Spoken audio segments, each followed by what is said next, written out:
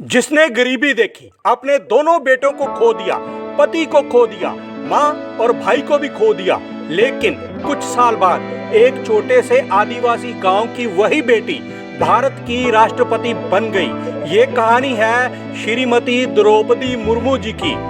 भारत के करोड़ों लोग राष्ट्रपति भवन को देखते हैं, लेकिन बहुत कम लोग उस महिला की कहानी जानते हैं जो वहां तक पहुंची।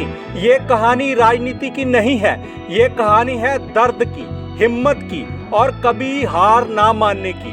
बचपन 20 जून 1958 ओडिशा के मयूरभंज जिले का एक छोटा सा गांव ऊपर बेड़ा। ना बड़ी सड़कें, ना बड़े स्कूल, ना बड़े सपने देखने वाले लोग। इसी गांव में एक बच्ची का जन्म हुआ, नाम था दुर्गी।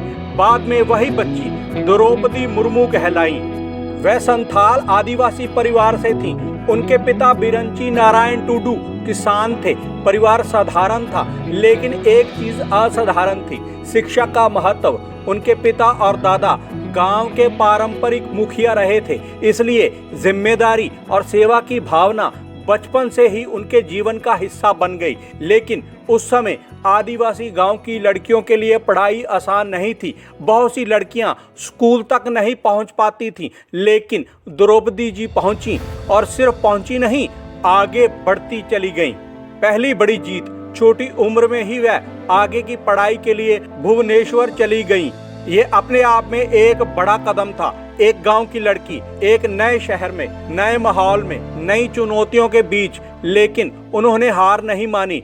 उन्होंने रामा देवी वुमेन्स यूनिवर्सिटी से बीए की पढ़ाई पूरी की। अपने गांव की पहली महिला स्नातकों में शामिल होना उनकी जिंदगी की पहली बड़ी जीत थी, लेकिन अभी उनका सबसे कठिन सफर बाकी था। नौकरी और सेवा। पढ़ाई पूरी होने के बाद उन्होंने ओडिशा सरकार के सिंचाई विभाग में काम किया, फिर एक शिक्षक बनी। रेरंगपुर के Shri Aurobindo integral education centre में बच्चों को पढ़ाने लगी। हिंदी, ओडिया, गणित, भूगोल।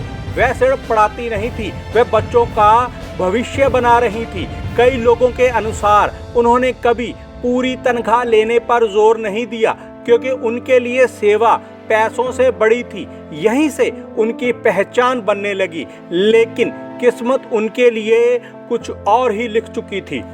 राजनीति में प्रवेश 1997 उन्होंने स्थानीय चुनाव लड़ा और रेरंगपुर नगर पंचायत की पार्षद चुनी गई। धीरे धीरे लोगों का विश्वास बढ़ता गया। फिर विधायक बनी, फिर मंत्री बनी। ओडिशा सरकार में जिम्मेदार पद संभाले। उनकी जिंदगी सही दिशा में बढ़ रही थी, सब कुछ स्थिर लग रहा था। लेकिन फिर जिंदगी ने ऐसा वार किया जिसकी कोई कल्पना भी नहीं कर सकता। सब कुछ बदल गया। 2009 उनके बड़े बेटे का निधन हो गया। एक माँ के लिए इससे बड़ा दर्द क्या हो सकता है। लेकिन दुख यही नहीं रुका। कुछ समय बाद उन्होंने अपने दूसरे बेटे को भी खो दिया। एक बार फिर घर में सन्नाटा छा गया और फिर उनके पति श्यामचरण मुर्मू का निधन हो गया। जिस साथी के साथ उन्होंने जीवन बिताया था, वह भी साथ छोड़ गया। लेकिन जिंदगी अभी भी नहीं रुकी। उनकी माँ भी चली गई, उनका भाई भी चला गया। सिर्फ 7 वर्षों के भीतर उन्होंने अपने परिवार के सबसे प्रिय लोगों को खो दिया। सोचिए, कोई इंसान ये सब कैसे सह सकता है। यहीं पर अधिकांश लोग टूट जाते हैं। यहीं कई लोग जिंदगी से हार मान लेते हैं। लेकिन द्रौपदी मुर्मू जी ने एक अलग रास्ता चुना। टूटकर भी वह खड़ी रहीं। उन्होंने आध्यात्मिकता का सहारा लिया। धीरे धीरे अपने मन को संभाला, अपने दर्द को शक्ति में बदलना शुरू किया। उन्होंने खुद को एक सवाल पूछा होगा, अगर मैं हार मान लूं तो मेरे जीवन का अर्थ क्या रह जाएगा। और शायद यही सवाल उन्हें फिर से आगे ले गया, इतिहास की ओर।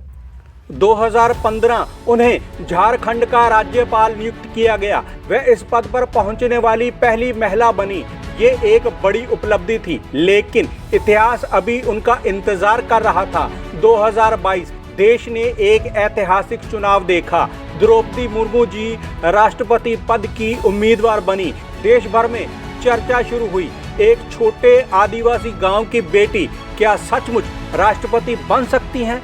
21 जुलाई 2022 परिणाम आया और इतिहास बदल गया। राष्ट्रपति भवन 26 जुलाई 2022 उन्होंने भारत के 15वें राष्ट्रपति के रूप में शपथ ली। वह भारत की पहली आदिवासी राष्ट्रपति बनी, भारत की दूसरी महिला राष्ट्रपति बनी और स्वतंत्र भारत में जन्म लेने वाली पहली राष्ट्रपति बनी। ऊपरबेड़ा गांव की बेटी राष्ट्रपति भवन पहुंच चुकी थी। जब लोग राष्ट्रपति भवन देखते हैं उन्हें एक राष्ट्रपति दिखाई देती है, लेकिन उस पद के पीछे एक बेटी है, एक शिक्षिका है, एक माँ है, एक ऐसी महिला है जिसने जिंदगी के सारे कठिन दुखों का सामना किया और फिर भी सेवा का रास्ता नहीं छोड़ा।